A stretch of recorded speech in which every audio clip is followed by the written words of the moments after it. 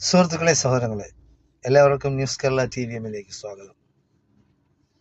അപ്പോൾ സുരേന്ദ്രൻ ഇറങ്ങിയിട്ടുണ്ട്. ഉള്ളി സുരേന്ദ്രൻ ജീവിക്കുന്നത് തന്നെ തോക്കാൻ വേണ്ടിയാണ്.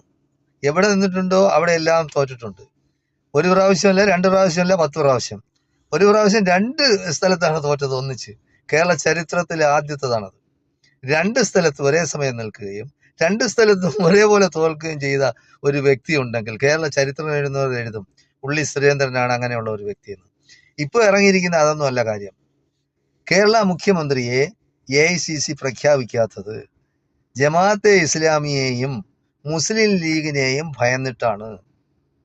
ഇവൻ ആരാണിത് പറയാൻ? ഈ തെണ്ടി നടക്കുന്ന, ഈ ഭൂലോക തോൽവി ഏറ്റുവാങ്ങുന്ന ഉള്ളി സുരേന്ദ്രന് UDF-ന്റെ കാര്യത്തില് മുഖ്യമന്ത്രി ആരാണെന്ന് തീരുമാനിക്കുന്ന കോൺഗ്രസിന്റെ കാര്യത്തില് ഇവൻ എന്താണ് കാര്യം? ഇല്ലാത്ത പ്രശ്നങ്ങള് വെറുതെയെങ്കിലും വിളിച്ചു വരുത്തേയില്ലേ?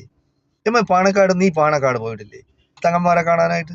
ഇല്ലെങ്കിൽ നീ പറ ഏതെല്ലാം കാര്യങ്ങൾക്ക് പോണ്.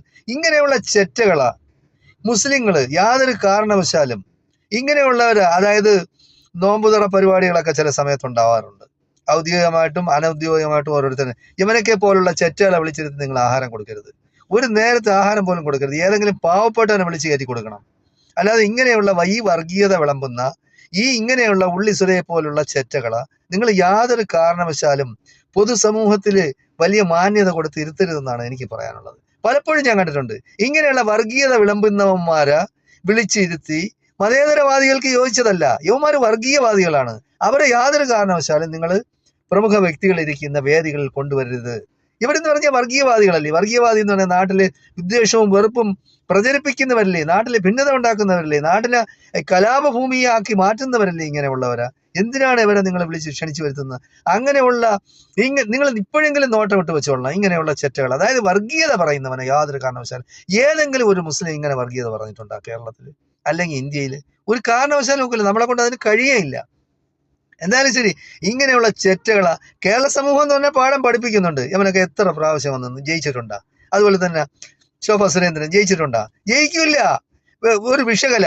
ഇങ്ങനെയുള്ള ചെറ്റകൾ എന്ന് പറയുന്നത് ഇവര് സമൂഹത്തിനെന്ന് പറയുന്നത് ഈ സമൂഹത്തിലെ ക്യാൻസറാണ്.